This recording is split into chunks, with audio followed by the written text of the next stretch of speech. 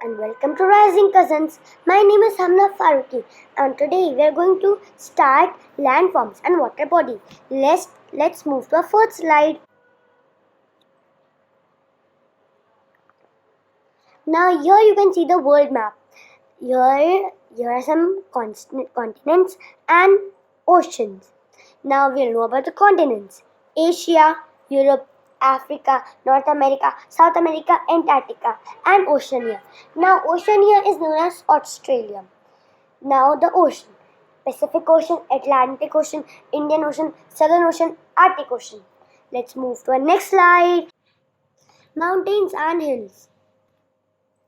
Mountains are huge land masses which rise above the level of the areas around them. The tip of the mountain is called peak and the sides are called slopes. Several mountains merge together to form a mountain range. Mountains are important to us in many ways. The ways are: they act as natural barriers. They have a major impact upon the climate. Farmers graze their animal on them. Now here you can see the mountains. Let's move to our next slide. Valleys. Valleys are low-lying areas between two hills or two mountains with a river or a stream flowing in between.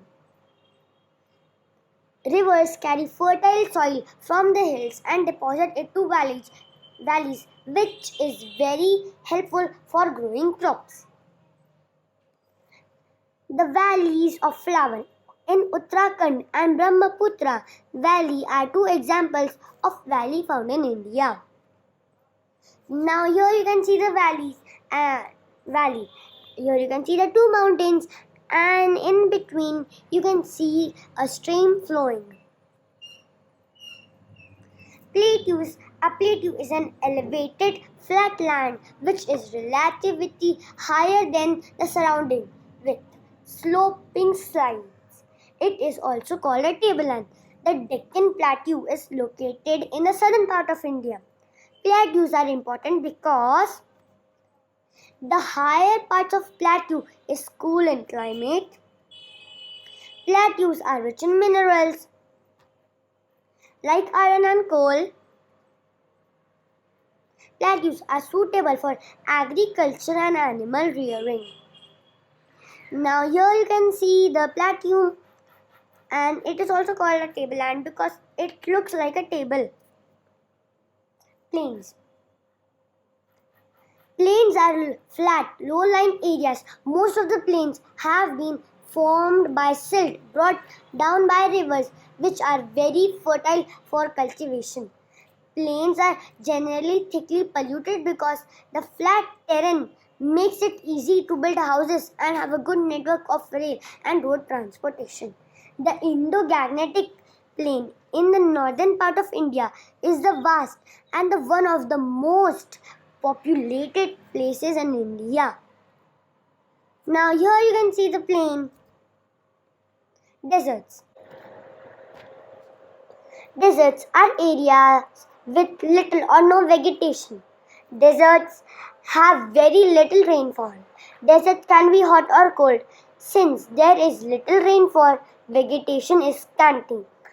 In hot deserts, hot dry winds carry the sand with them to form little hills called sand hills. Deserts are also important. Deserts tourism is important industry. Deserts have fruit such as dates, which are an important item of export. Here you can see the desert and the hills. This is called sand hills, and here you can see the trees. These are date trees. Ocean and seas. Oceans are large areas of water body on the earth having salt water. All the oceans of the earth are interconnected. Seas are saltwater bodies which are smaller than oceans. Arabian Sea, Mediterranean Sea, Caspian Sea, Red Sea and Dead Sea are some of the important seas present on earth.